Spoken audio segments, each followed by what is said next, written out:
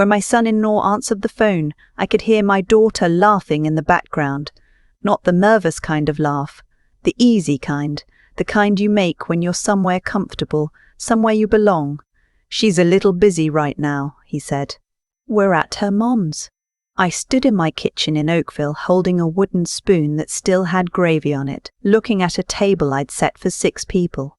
The good plates were out, the ones my mother brought from Scotland in 1987, wrapped in her nightgowns so they wouldn't break on the flight. The candles were lit. The turkey had been resting for 20 minutes because my daughter had once told me, in a different life when we still traded cooking tips, that resting was the most important part. "Her mum's," I repeated. "Yeah, sorry about that. Things kind of changed." I didn't ask Gwen. I didn't ask why nobody had called.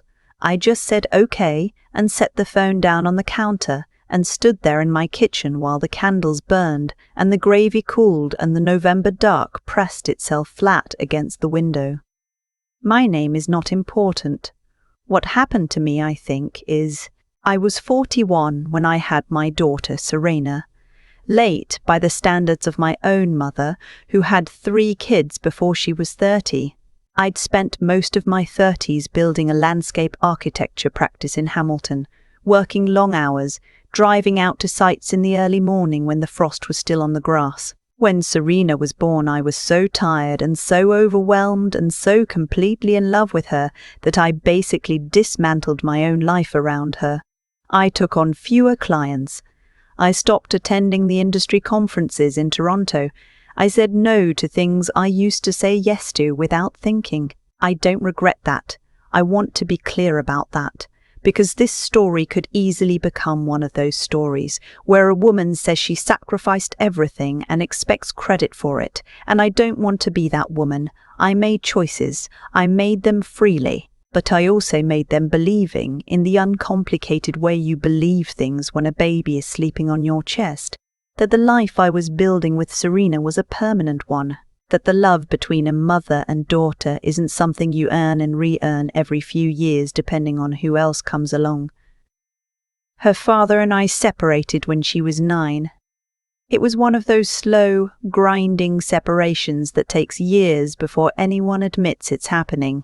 By the time we actually filed, Serena was 13 and old enough to have opinions about it, and her opinions largely aligned with her father's.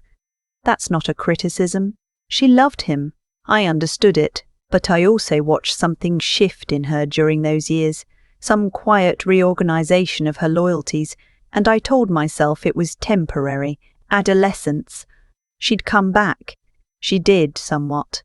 We found our way to something functional in her 20s. Sunday calls, visits at Christmas and Thanksgiving.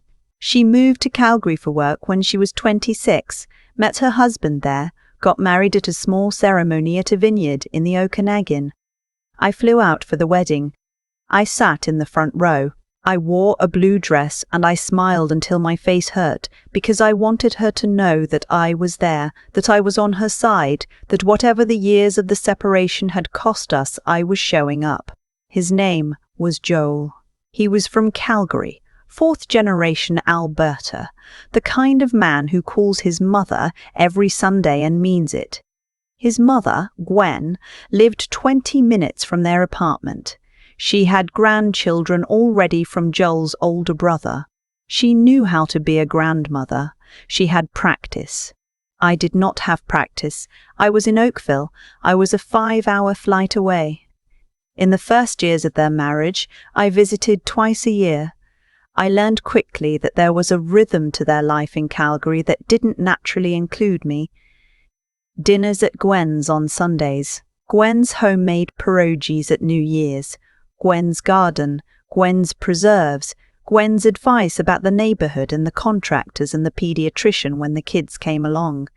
And the kids did come along. 2 of them, 18 months apart.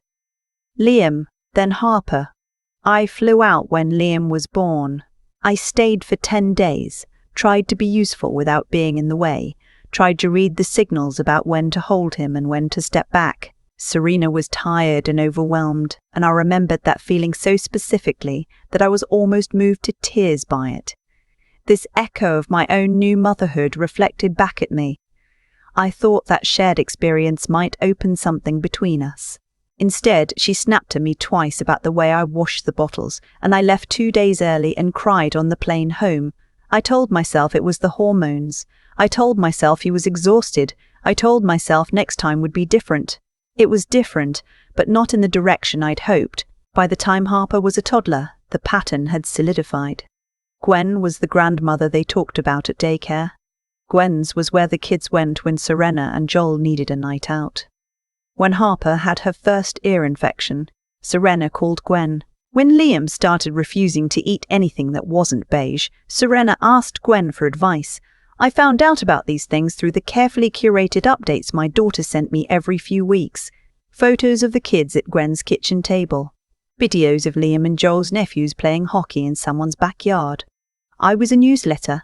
I had become a newsletter. I want to tell you what I did with that understanding, how I processed it and arrived at some clean place of acceptance. But the truth is I did what a lot of women my age do with uncomfortable feelings. I got busier. I took on more clients. I joined a community garden in my neighborhood. I made plans with friends and then sometimes cancelled them, because being around couples with grandchildren felt like pressing on a bruise. The Thanksgiving plan was my idea. Serena and Joel had never come to Oakville for the holiday. It was always Gwen's, every year, because Gwen had the space and the tradition and the pierogies. But the previous spring, at the tail end of a phone call that had gone better than usual, Serena had said something that I replayed many times afterward. She said, "Mom, we should do something together this fall. Just us. The kids would love to see Oakville." I held on to that sentence the way you hold on to a sentence when you're a little bit starving. I started planning in August. By Canadian Thanksgiving in October, the second Monday the way it should be, I had a menu that took 3 weekends to perfect. I made my mother's lemon tart from a recipe card in her handwriting. The ink faded to the colour of old tea. I ordered a heritage turkey from a farm in Prince Edward County and drove down to pick it up myself. I made a playlist of the songs Serena had liked as a teenager, just in case that meant something. I set the table the night before. I used the Scottish plates and the good linen that had been in a cedar chest since my mother's estate was settled. I put out the small framed photograph I keep on the mantel. Serena at 7, missing her 2 front teeth, standing in front of the first garden I ever designed professionally, which happened to be in our backyard. She looked so pleased with herself in that photo. She always loved that garden. The morning of Thanksgiving I was up at 6. I made the stock. I got the turkey in the oven by 10. At 11, I texted Serena to confirm the arrival time and she sent back a thumbs up emoji, which I told myself was fine. Young people communicate differently. A thumbs up is a yes. At 2 o'clock, I took the lemon tart out of the oven. At 3:30, I texted again, no reply. At 4:15, I called. It rang 4 times and went to voicemail. At 4:40, Joel answered. You already know what he said. After I put the phone down, I stood in my kitchen for a long time. The turkey was perfect. I knew it was perfect because I'd been checking it every 40 minutes with the same instant red thermometer I'd had since Serena was small. The lemon tart had set properly. The table looked like something out of a magazine, or what I imagined a magazine would look like if it cared about the particular loneliness of a woman standing alone in a dining room in Oakville at 4:40 in the afternoon while her daughter laughed in the background 2,000 miles away. I didn't cry right away. I ate dinner. I sat at the head of the table. I had set it for 6, so there was something almost theatrical about sitting at the head of it alone. And I served myself turkey and roasted carrots and the cranberry sauce I'd made from scratch because the canned kind always seemed like giving up. I ate slowly. I listened to the playlist. Serena's voice at 15 came back to me through the speakers, through the echo of songs she'd played on repeat in her bedroom. At some point during dinner, I stopped being sad and started being clear. This is the part that's hard to explain to people who haven't been in this particular kind of pain. There's a moment if you sit with it long enough instead of running from it, where the grief stops being a wave that knocks you over and starts being information. And the information for me, sitting at that table with the good linen and my mother's plates and the lemon tart that nobody was going to eat, was this. I had been making myself small for years to fit inside a relationship that was never going to expand, to hold me. I had been adjusting my expectations downward on a slow, continuous slope, and I had been calling that adjustment maturity. It wasn't maturity, it was disappearing. I thought about Gwen. I didn't hate Gwen. That was the strange thing. I thought about her and I felt something almost like admiration because Gwen had never made herself small. Gwen had simply existed in her life, in her city, at her table, and Serena and Joel had arranged themselves around her because she had been there, consistently, without apology, and she had not once, as far as I could tell, reorganized her entire personality to be easier to receive. I had spent 20 years trying to be easier to receive.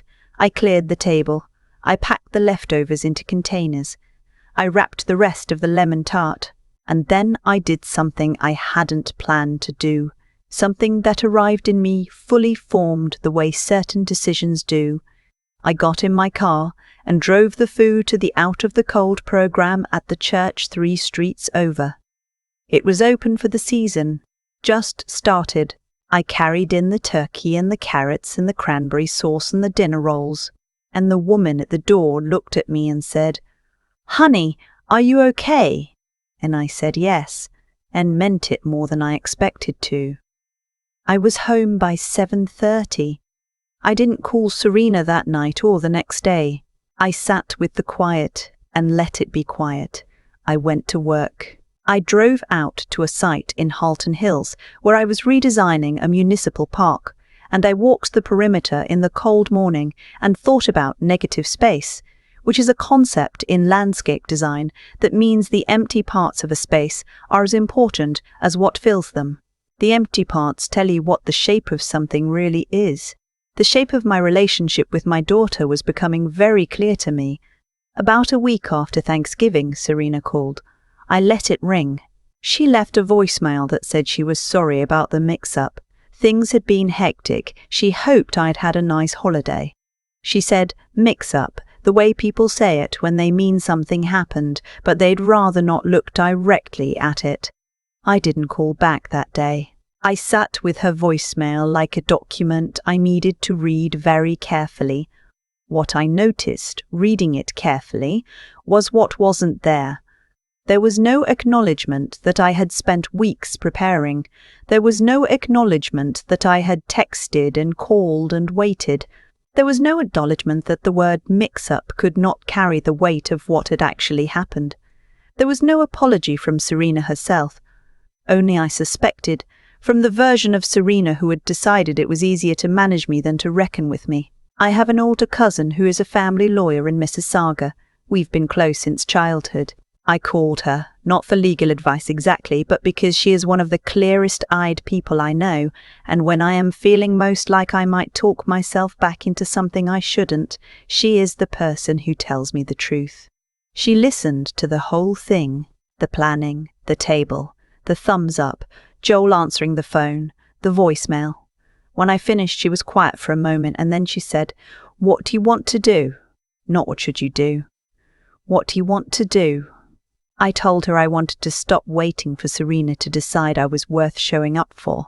I told her I wanted to stop being the person who restructures her whole emotional life every 6 months based on whatever scraps of connection come her way. I told her that I had a will that was outdated, written when Serena was 23, and I still believed we were building something, and that I thought it was time I updated it to reflect the life I was actually living, rather than the life I kept hoping to have.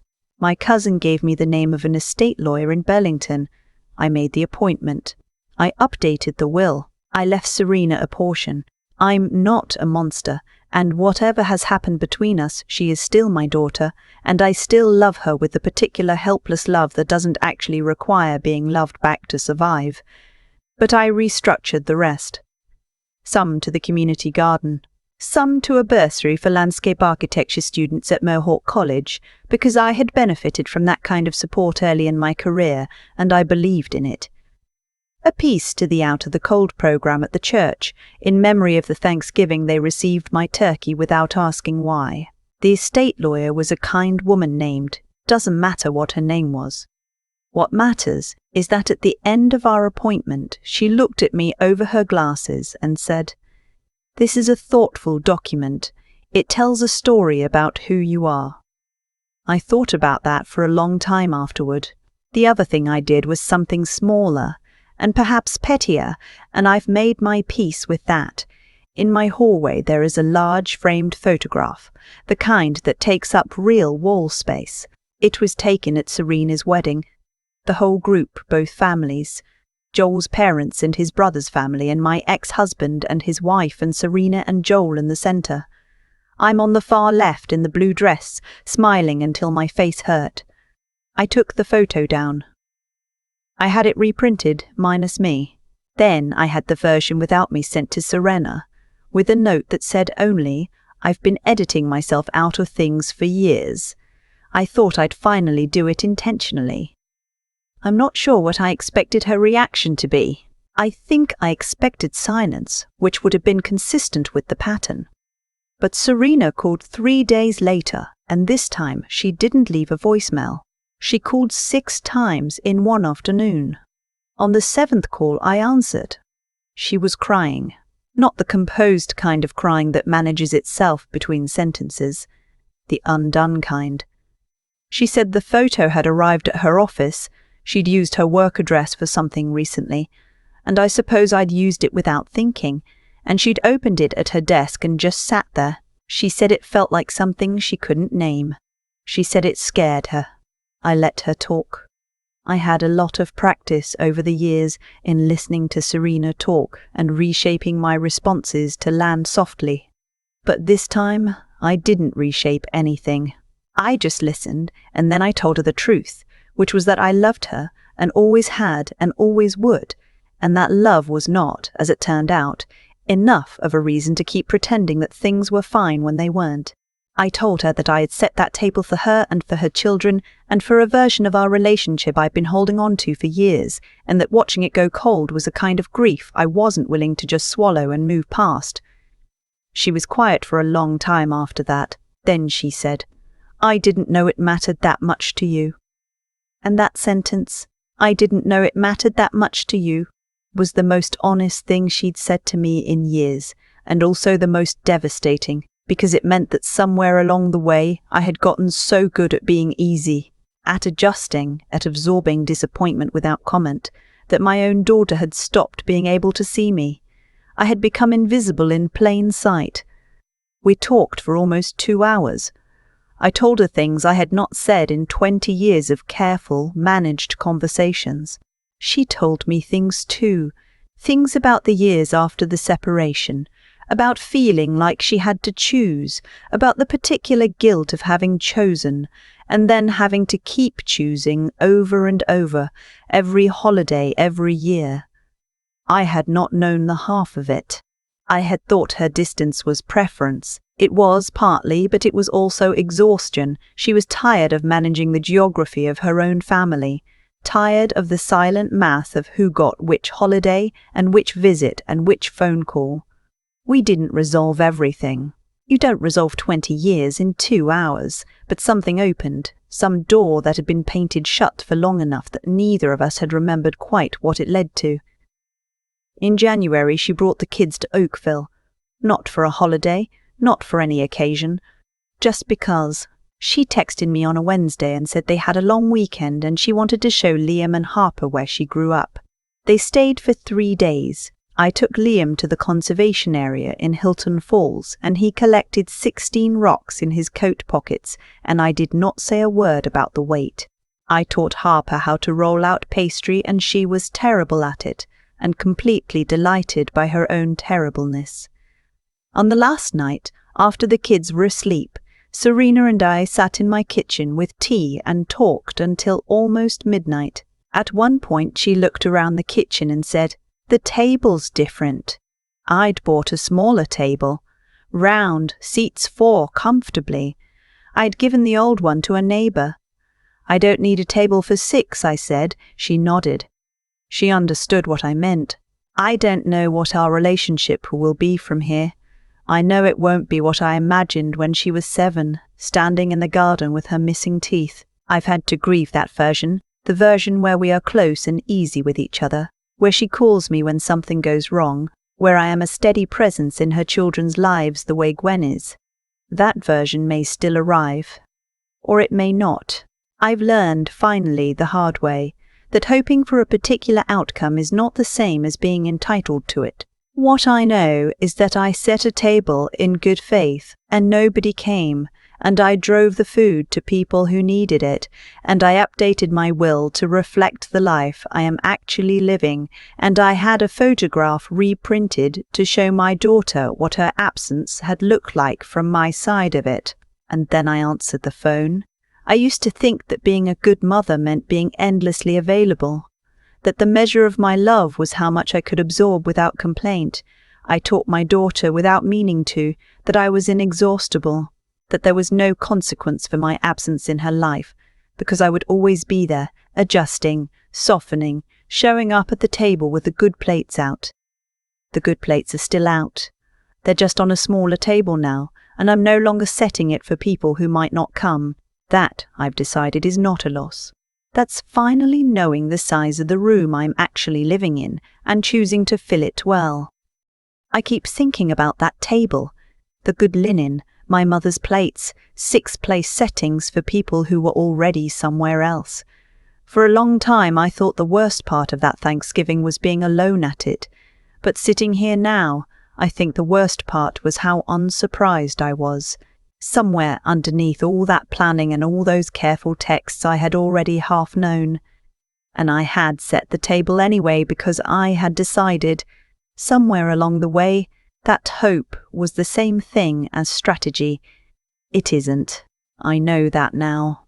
What happened between Serena and me didn't happen on that Thanksgiving.